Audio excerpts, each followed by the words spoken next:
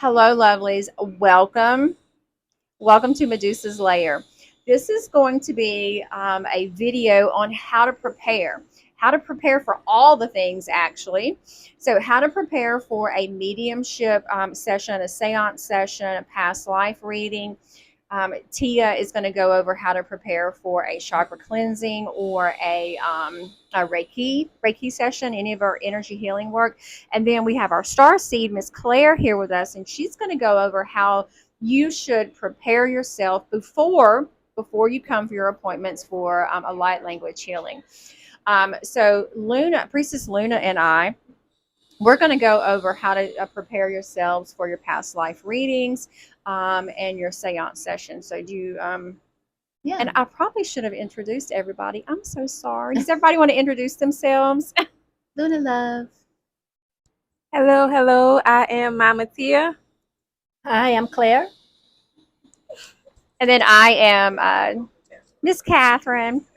Okay, so Priestess Luna, do you want to give us your tidbits, your suggestions for this? Now, this is stuff that you want to do before you come, okay? For past life, we're starting with? Past life. You can Okay. start with past life first. Sure. So for past life readings, I would suggest that you all come prepared with pen and paper. Journals are always good. That was going to you be know? one of my suggestions. They're good. It's good for any of these readings, really, because what I notice that a lot of people, I will write down, like everybody works differently. Me, as the reader who will read for you in the past life reading, I write notes down, and I notice if you're not, then I give you my notepad. But it would be good for you to just take notes as to what you're hearing and what you're getting, because a lot of the messages that you get in these past life readings that you get, especially here at the lair, they're going to be messages that you need to know in your life, like how that life affected you in this life or still affects you, and how you can move through it. So definitely taking notes, and really being open-minded to the understanding of where the message is going. So even if you don't understand it, take notes and take the messages. It will hit you later. Next day you're washing dishes, you're not thinking about it, and all of a sudden you're like, oh, that's what she meant when she said this, that, or the other. So either that, or record it, or do an audio record of the reading so you can play it a little bit back later on. I would say there's a lot that comes in during the readings, and there might be a lot of healing that needs to happen. So I wouldn't at all suggest going to dinner out with friends right after, or doing something big and social.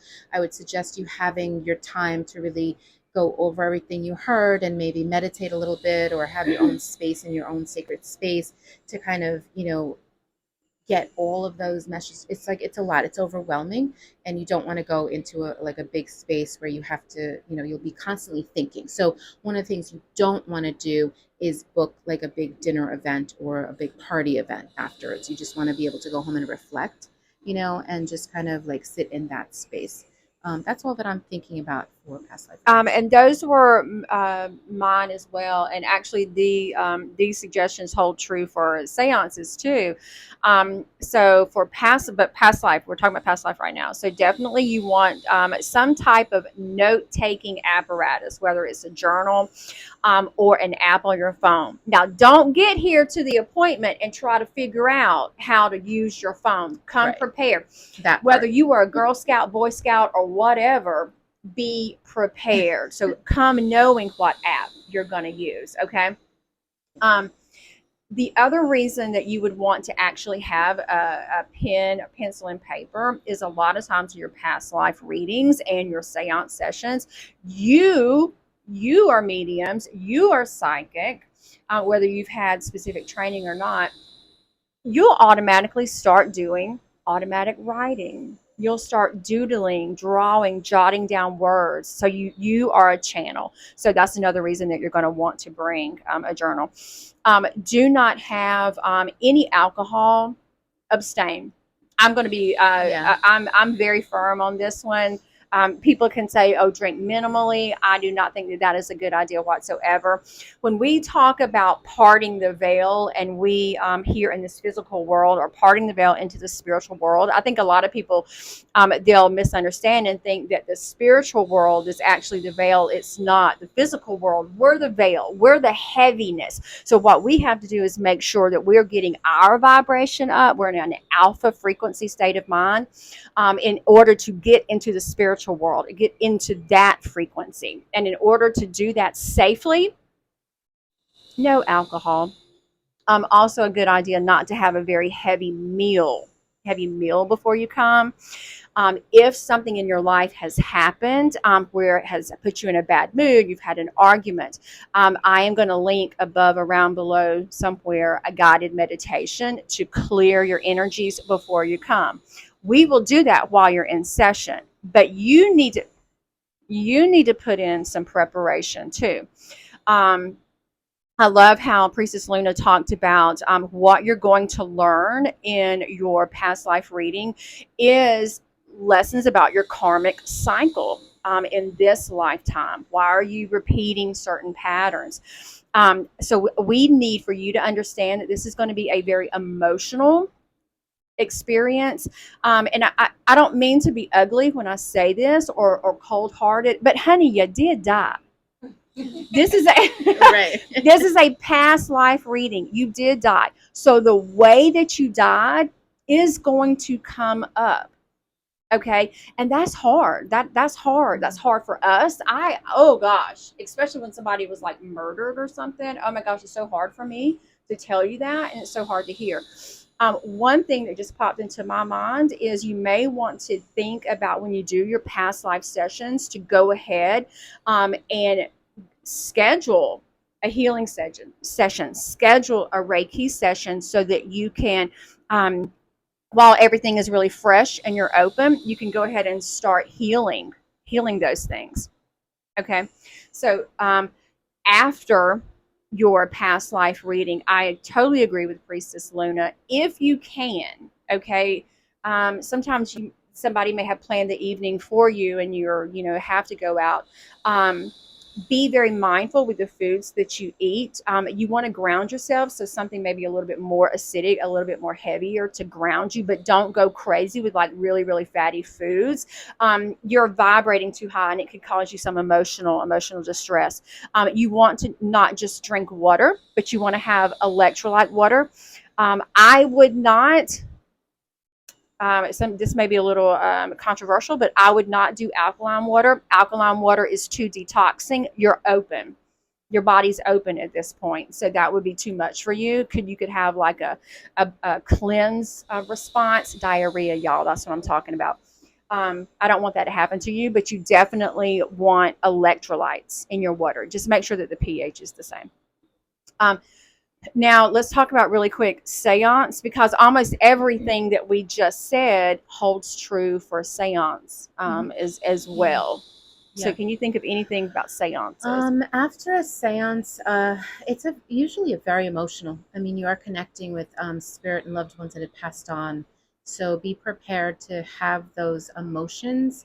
And if there are some situations that come in that you're going to close, some conversations get to some message that provides some healing, provide you with closure, or not. Be prepared for either one. Don't come in expecting closure, but expect some form of message to help you heal and move forward. So be mindful of that evening after that session. Do something that's really for you, that would keep you in a higher frequency during these emotional moments. Cleansing, giving yourself a nice spiritual bath, or a bath with some Epsom salt, just to kind of remove some of the heaviness that might have occurred. A lot of people come in and say that they feel relieved, and a lot of people come in saying that they're still carrying some of those emotions. So you may also need another, healing session, whether it's Reiki or light language. Look into another healing session afterwards. But it is it's something that will be weighing on your chakras, and so be mindful of things that may occur after. But again, what we did say is true about the recording, making sure, because a lot of people forget what happened, forget the messages, they forget what we said. So give yourself a journal or a recording app and have that in session, in play. If you have something of your loved ones, as far as a little physical material, that would be great to have, because sometimes it's hard for them to come through depending on how elevated they are in the spiritual realm. Yeah, I was going to mention bringing any objects. Any objects with you is always encouraged. Do know that sometimes when people will schedule sessions for seances, they may feel some fear, some anxiety. Please know that we operate one ethically. Okay, we are never going to say anything that is going to cause any harm or perpetuate any anxiety or panic. We're coming from a place of love, and spirit's always coming from a place of love, because it's the energy, it's the frequency. Okay. Now I do want to mention that sometimes people will come in with like some intrepidation or skepticism. That's the word that I'm looking for. And you know what? I love skeptical people. I am actually skeptical because I like for spirit to prove things to me. But having a healthy dose of skepticism is great, but having disrespect is not. So we ask that everyone, no matter where your place you're coming from, or your level of belief, that you always come with a respectful attitude. Now, if you are going to record during a seance, not an individual past life session, if you're going to record during a seance, you need to make sure that it is okay with everyone that is participating. Because this isn't just for you, honey. It's for everybody that's participating. Okay, so make sure that you have their permission. Seance. Do know that the experience and information, the channel does not end once the seance is over with. Days, weeks, months later, you're probably still going to be getting information. And the way that we do our seances, we teach you how to stay, how to keep the channel open, and how to recognize signs and symbols, and how your loved one is communicating with you. So yeah, you're probably still going to get information much later down the road. Um, I think that's it. Um, Okay, so I am going to, well, we're going to pass the microphones over to Tia and Claire, and they're going to tell you how to prepare for their individual sessions. Now, do keep in mind that their services, their healing works can be scheduled individually or in addition to your past life and seance sessions.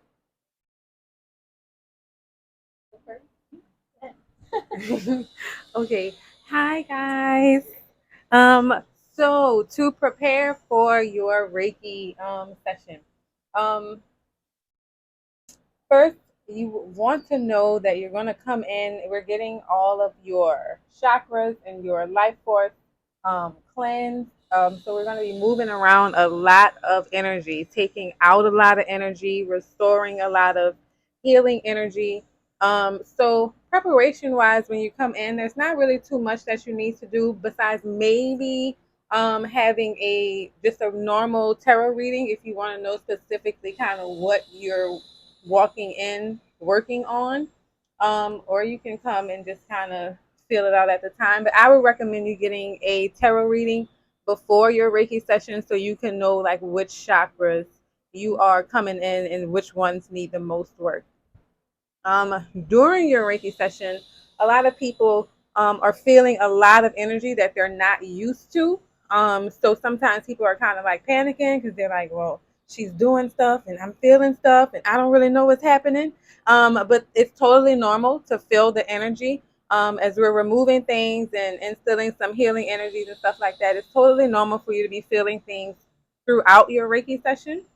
And after your Reiki session, you're definitely going to go through a bit of an energy detox because our bodies end up getting addicted to certain energies that we have been harboring for a long time. As Luna and Catherine stated, we're healing things from past lives, generational cycles, childhood traumas. So we're doing a lot of things with a lot of energy. So our bodies definitely go through an energy detox. So as they both stated for the seances and the past life readings, a lot of water is needed afterwards. Definitely a day or so to just rest, because you may be super super emotional, and you may not, you like maybe crying the next day. You may like wake up and think, I feel a little bit worse than what I felt before I went to the Reiki session, which is totally normal because our body's going through that energetic detox. And you'll see after that first day or so how you will lighten up completely. And I think that's everything. Just prepare yourself for your energy detox. For sure, if you want to write things down, if you get your chakra reading with your Reiki session, you can bring a notebook or a recording app, like they stated, so you can know exactly what's going on with your chakras and remember the things that we talked about. Because everyone leaves the session with homework. So definitely something to write things down. Prepare yourself for that energy detox and get lots of rest after your session. And that's all the prep, the pre and post op prep for your Reiki. So hi guys. So what I do is very similar to what Tia does, except for the fact that I actually channel light codes and galactic frequencies, which sound like I'm speaking in tongues. Like you're probably gonna be sitting there going, "What is this lady talking about?" And my hands will also be making all these kind of shapes because those are the codes themselves. To prepare for a session with me, the best thing to do is, well, definitely don't be drunk, no alcohol whatsoever, because I am going to be working with your energy. My gift is a little different than Tia's in the fact that I actually, when I take something from you, I absorb it. I know how to transmute it, but yes, I'm going to absorb it. I don't want to be drunk when I'm doing it. So, you know. Um, Also, just have an open mind because it's something that you have never seen before, and you're going to hear things that you're not going to understand. Just have an open mind. The same applies to me. A healing session with me, I'm going to be moving things around. I am going to be taking things out, just like Tia said. I will also be inserting light codes into you, healing light codes. It can be very emotional. I've had clients who start crying. Um, and yeah, you will feel all kinds of things moving around and wonder what I'm doing. I do my best to, in between channeling, explain what I'm doing to you or what you're feeling. Um, it's almost the same as what Tia does to say. For after, the best thing that I can tell you is, do not go out and drink. Do not go out and have a heavy meal. Same thing. Also, during the healing, you might feel a little woozy, dizzy on top of the emotions, because of everything that I'm clearing. A lot of people get very lightheaded, so, and dehydrated. So I suggest drink a lot of water. You're going to be tired. Um, I suggest that you try to rest before you go somewhere and do something like out to dinner or out just, walking around. Take a rest, drink a lot of water. And again, you might start feeling some things that night, the next day, for weeks to come. That's how it works. Pretty simple. That's it. So maybe put your feet in the ground, right? For anyone that needs to ground themselves. There are some people that are very dizzy in that. Yeah, if you get it like that dizzy, yeah, you can ground yourself. Take your shoes off, put your feet in the ground. It can't hurt. I am. We're going to wrap this up, but I'm so glad that you said getting dizzy because one time Tia and I, we were just filming a TikTok and she did a Reiki session on me, and it wasn't even like for real. And I got light. Thought about that the other day, and I got lightheaded. And then anytime that Claire, she doesn't even have to be like working on me per se, but anytime she's doing light language and I'm around, just in the proximity of that energy, I get lightheaded. I get woozy. So I would not, absolutely would not go and do like a heavy workout or do like some heavy manual labor. That this is your self-care day. Treat it as like a spa day, a retreat, okay? And rest, rest, rest. And we keep saying water, water, water. Make sure that water has electrolytes in it, okay? Because we're dealing with energy in your body. So it's not just hydrating, but we want to make sure that we're replenishing your magnesium, potassium, and salt. calcium too. We want to make sure that we're replenishing all of those things, and not upsetting any heart rhythms. All right. Oh my gosh, thank you all so much. Thank you. And if you have any questions whatsoever, put them in the comments. Message us directly. We are really, all of us are really good about getting back almost immediately. With a response to your questions. Above, below, around somewhere, there's going to be a link where you can schedule your session with us. All right, loves. Thank you. Thank you.